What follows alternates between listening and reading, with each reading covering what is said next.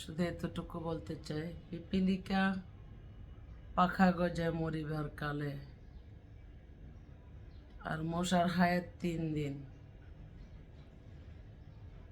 মশা যতই মানুষ কামড়ায় খাক আর বাহাদুরি করুক, মশার হায়াত 3 দিন।